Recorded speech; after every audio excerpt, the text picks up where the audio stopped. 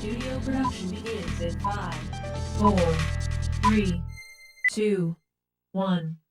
Welcome to Community Foundation Spotlight. I'm Erica Joseph, President at the Community Foundation of the Eastern Shore, and this is my opportunity and our opportunity at the Community Foundation to help put the spotlight on wonderful nonprofits serving our community. Today, my guest is Jill Fears, who is the Community Coordinator for the Eastern Shore, and she is with Athletes Serving Athletes. Welcome to the program. Thank you. It's a pleasure to be here. Now, the first time you applied for a grant at the Community Foundation, which was now a few years ago, I had not heard of your organization. So in case there are people watching this who have also not heard of Athletes Serving Athletes, tell us a little bit about what you do. So Athletes Serving Athletes is a nonprofit. We help people, we like to call it with different abilities, otherwise known as disabilities, compete in mainstream athletic events. So we do 5Ks, 10Ks, half marathons. This year we'll be doing our first full marathon here on the Eastern Shore. We do biking events, so we did Seagull Century this last year, and even triathlons. We pair these people that live with different abilities up with an able-bodied runner, biker, swimmer, and help them compete so that they can do something that they might not have otherwise been possible. Now, I have seen your athletes, I think, right here in the Salisbury area training for some of these activities. I think a couple of weeks ago I was at the Salisbury Zoo and saw some folks coming through, and it was apparent to me because there was a piece of equipment that was being used, and it had your logo on it, and so that's what highlighted to me that they were part of Athletes Serving Athletes. Talk a little bit about, in addition to these amazing and generous volunteers that work with you to help support the athletes complete whatever activity they've identified, talk a little bit about some of the other support that you build in to help with that. So we definitely have support through the community. As you know, the Community Foundation has helped us, but different organizations get involved so that we can have the equipment that we need. The races we do, so far we have not held our own race here on the Eastern Shore, but we're looking to do that in the fall. But the races we do, we actually approach each race director and say, we realize that you guys are raising funds for something. Is there any way we can work together and have a partnership here? Most of the race directors are extremely generous because everything that we do free of charge for our athletes that live with different abilities. And so the parents, they have enough to pay for with medical costs or special equipment that they need in their home. We want them to be able to come to us and not have to worry about another bill to pay. And so when we go to a race director and they'll cover the costs of our athletes, it greatly helps our organization. Sometimes they'll give us a discount code. So there's different ways that the community gets involved and helps us make things possible. Wonderful. Now, this organization serves beyond just the lower shore of Maryland. How did ASA get started, and talk a little bit about how it came to the lower Eastern Shore? So our founder, Dave Slimkowski, he actually went to Salisbury University, so he has heart for the shore, but he is currently living in Baltimore. He was watching on TV, he saw Team Hoyt, which is a father-son team that the son is handicapped, and the father was pushing him in a chair, and he said, why don't we have that here?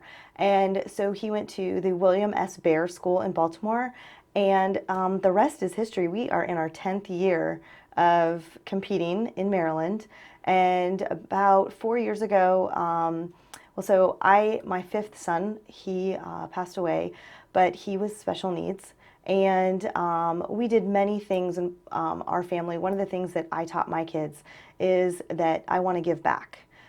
So many organizations helped us with my son, and I wanted to teach my kids that the most important thing is that you give back tenfold. And so we actually started doing birthday parties for my son. And from those birthday parties, we would donate the money to charity. People would come, we'd have huge parties, the community was involved. And then my son had times where he was really sick, and it made having the parties harder and harder.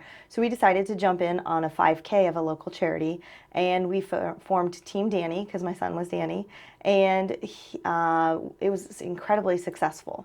From there, I decided, well, we don't have the children that this charity is affecting involved in the races.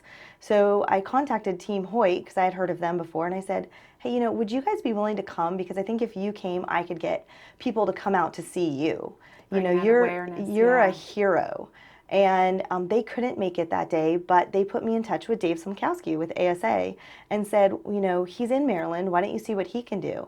And when I got in touch with Dave, he immediately asked my son to be an athlete. And we actually went to Chestertown, Maryland, and raced our first race with them. And I was hooked. And I said, this is what I want to do, what I want to be involved with. Unfortunately, after that, my son passed away. But I wanted to take everything that my son taught me to help others. And so I said to Dave, this got to come to the shore. We did our first race in October. This will be our 4th year coming up in October. Wow, what a wonderful story and heartwarming, and a tremendous legacy for Danny. So yeah. We're with Jill Fears. She is with Athletes Serving Athletes and helps to coordinate and involve athletes with different abilities all across the region to get involved. And if somebody wanted to find out more or wants to volunteer or has an athlete that they think could benefit from your program and services, what's the best way for them to connect to you? So actually, email is a great way. My email is easternshore@athleteservingathletes.org. But we have Facebook. We also have a website, which is asa.run. And any of those ways, people can get in touch with me. We're looking for athletes. We're looking for wingmen, the wingmen are the pushers. There's no speed, distance required. We just need heart, legs, lungs, and a heart to serve. Now, for somebody who's not had the benefit of seeing some of your equipment or seeing photos of some of your races and your athletes, and talk a little bit about what an experience, and I know every single one is different because they're different races and they're different abilities, but give us an example, a visual of what an experience might be for one of your athletes and, say, a wingman. So I'm going to tell you a little bit about one of our athletes of the year. Last year, I had the pleasure of presenting Nathan Polkinghorn. He touches me so much, with our Athlete of the Year award. And Nathan, I was actually in our first race with us, and Nathan was a kid that you couldn't touch. He has sensory issues. He would trip over his own feet. He did not talk to you very much. But he came to training and he came to races, and I just wasn't certain that was, this was what Nathan was going to keep doing. You would be totally shocked if you saw Nathan today. Nathan runs, and I mean runs up to training on his own 2 feet. He is excited, and he gives hugs to his wingmen and his captains. He actually wants to help us pump the bike tires. Nathan is now working on his own personal goal of competing in a 5K all on his own. He has come full circle. And I get that that's not the case for all of our athletes. But I think one of the things that touches me most about Nathan is he went from this kid that couldn't communicate effectively with those around him to, I actually did the Warwick 5K with him this past year, and when he saw a fellow teammate on the course, he's like, who is that? And then he'd cheer for that athlete by name, which is something he never would have done before. And to see him come out of his shell, be social, be able to, be more involved has just been incredibly touching for me. Wonderful. And that transformation and to be able to impact not only Nathan's life, but I'm sure all of his family and Absolutely. His support structure around him, just to see that change and that energy and excitement and enthusiasm and that passion for something that he can really grab onto. Yeah. So do you have races coming up here in the area? You said not specifically here on the shore yet, but anything that... Yes, we participate in other people's races. We are looking at hosting our own race, which would be a benefit for us to help us with our funding. But we actually do almost 2 events a month throughout the year. We just competed in the Tim Kennard 5K and 10 miler, which was at Salisbury University. We also did the St. Patrick's Day race last weekend, which was in Ocean City. Next month in April, we have a race in Cambridge. We have a race on the lower shore of Delaware. So it's all on our race schedule at asa.run, but we have races all over coming up. So to make sure we remind viewers, because we have a few minutes left, the core focus of your organization and your efforts is to help athletes in the community who have different abilities get engaged in these competitive runs, triathlons, all kinds of opportunities that seem a little intimidating for me even, but then to have the support with them, whether it be wingmen to help encourage or support, and then equipment. Absolutely. We are always looking for people to get involved. And there's other ways too, because they can come and volunteer in an event. They don't have to be a runner. They don't have to be somebody that has done sports all their life. As a matter of fact, if I could tell you a really quick story. Absolutely. We have a wingman who is a father, and his son is one of our athletes. And he goes by Papa. And so, we're out on the race course, and if we cheer for Papa, everybody knows it's him. But Papa came to a training one day, and he had a long day at work. He was not ready to run. And, his longest distance was a 5K, and that was with us. And he started doing the training run, and he just was not feeling it. He said, I felt like I couldn't go any further. And his athlete, Christopher, turned around and blew him a kiss. And he said, from that moment on, it was like everything changed. He knew he needed to stop focusing on himself. And this was the reason why he was there. He was there for Christopher. And it was like all this energy just came back, and he was ready to race, and he finished with his team. And he said it was probably one of his most memorable days with us. Yeah, to be inspired by this athlete sitting in a chair who are, it's all about perspective. And for me, I tend to see the glass half full. Because if you look at it and look at yourself and all the things that are bad or wrong, it's going to be a hard day. It's going to be a tough day. But you look at somebody else and you say, if they can do it, so can I.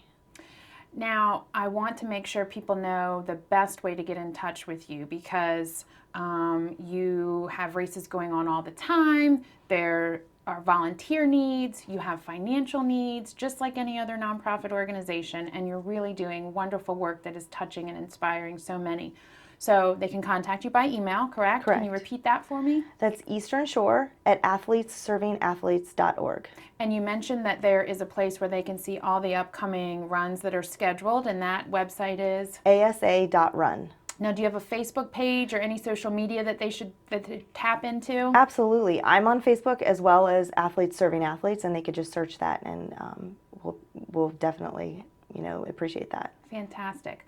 Now, in the few minutes that we have left today, I would love to just make sure that there isn't something I missed, forgot to ask, or something that you just want to make sure that you leave our viewers with as a final thought about Athletes Serving Athletes and how it's serving our Lower Eastern Shore. So one of the things that I didn't say was our motto, and that is together we finish. And that is in everything. Some of us will go out and we won't have a great day, like I mentioned about Papa, but it's not about speed, it's not about endurance, it's none of that. We have fast people, but it's together we finish, because we are truly a family. And that is what we try and do here on the shore. We've created a family.